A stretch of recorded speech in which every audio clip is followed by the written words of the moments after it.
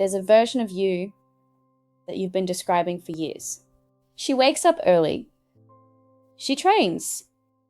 She's calm, focused, consistent. She doesn't spiral over small things. She finishes what she starts. You've described her to your friends, to your partner, in your journal. In your head at 11 p.m. when you promise tomorrow is the day. And she still hasn't shown up. So here's the uncomfortable part, and I say this with so much love. It's not because you haven't tried hard enough. It's because talking about her has been working. Every time you describe that future version of you, you get a small hit of the reward without paying any of the cost. And that is exactly what's been keeping her in the future. So how do you become the person you keep saying you will be? Stay with me for 8 minutes. By the end, she stops being someone you're going to be and starts being someone you already are. Before we dive in further, hit like and subscribe to Compatible Minds. We're here to grow and level up together. Let's break down what you will learn. Firstly, we will be talking about what I call the somebody self. Why describing her feels so much like becoming her. The mechanism. What imagining the future actually does to your drive. You will then learn to understand where the gap lives. It's not the big decisions, it's the small ones. How to become her. Delving into the 3 steps to close the gap, starting today. And finally, I am going to teach you an actionable step you can do today. Let's talk about her properly. I call her the someday self. She's genuinely lovely. She's got the routine, the discipline, the calm, and she's always just slightly out of reach. She lives on the other side of a condition. For example, this looks like you telling yourself, when work calms down, when I've got more time, when I finish this course, when I feel more ready, when Monday comes. Notice what every single one of those has in common. They're not plans, they're postponements. They all sound responsible, which is exactly why they survive. Here's what's really going on. The someday self isn't a goal you're failing to reach. She's doing a job for you right now.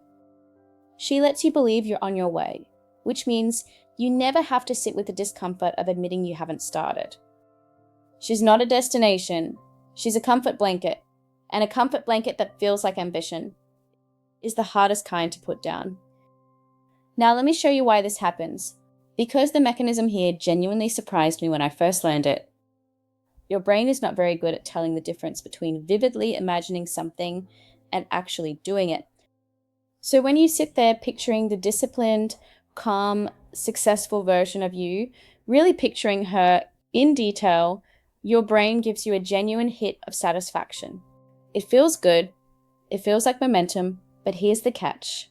That satisfaction you would feel was supposed to be the payment for doing the work. You just collected it upfront for free.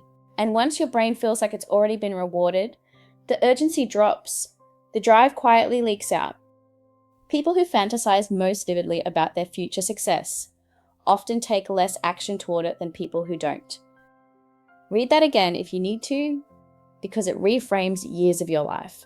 Every long, beautiful visualization of the person you'll become, every New Year, New Me post, every detailed plan you never started, wasn't building momentum, it was spending it. And when nothing changes, what do? You imagine harder. You make a better plan. A prettier journal spread. A bigger declaration on Sunday night. You didn't lack commitment. You kept paying yourself in advance. And that is the loop. Here's the exit. Stop describing her and instead start rehearsing her. You might be thinking, okay, where does the gap live? What may surprise you is it's not the big decisions. It's the small ones. So if she's not built in the planning, where is she actually built? Not where you think. We imagine becoming a new person happens in big cinematic moments. The dramatic decision, the life overhaul, the 5 a.m. alarm on January 1st. It doesn't. She's built in the moments nobody sees and nobody claps for. The moment you're tired and you do the 10 minutes anyway. The moment you want to send the message you'll regret and you put the phone down. The moment nobody would know if you skipped it. The moment it's boring and there's no one to impress and you do it anyway. These are the moments that feel like they don't count, and they are the only ones that do. because that's where your identity is actually being written, not in what you declare, but in what you do when the declaration isn't watching. Here's the truth that reframes it. You're not far away from her. You're one small moment away, over and over again. The distance isn't years. It's a decision you get offered several times a day and usually decline. So here's how you close the gap. 3 steps, and they're deliberately small, because that's the whole point. Step 1, collapse the timeline. Stop giving her a start date. There is no version of this where she arrives on Monday, or in January, or when things calm down, because things don't calm down. Ask instead, what's the smallest way I can be her in the next hour? Not the next year, the next hour. The timeline was never the problem. The waiting was. Step 2, rehearse instead of plan. Planning is describing. Rehearsing is doing a small version now. You don't become a calm person by planning to be calm. You become one by being calm for 4 seconds in a moment. That usually gets you. So pick one behavior she has, just one, and do a tiny version of it today. If you do this badly, it is fine. If you do this briefly, it is fine. You're not trying to be her all day, you're trying to be her once. Step 3, change the sentence you use. Listen to how you talk about her. For example, I'm going to be someone who trains. I want to be more consistent.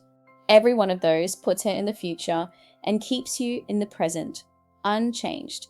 Change it to start with saying, I am someone who, statement. Then let today's actions catch up to the sentence, one small moment at a time. The language isn't fluff, it's the instruction you're giving your brain about who's making the next decision. Collapse the timeline, rehearse instead of plan, change the sentence.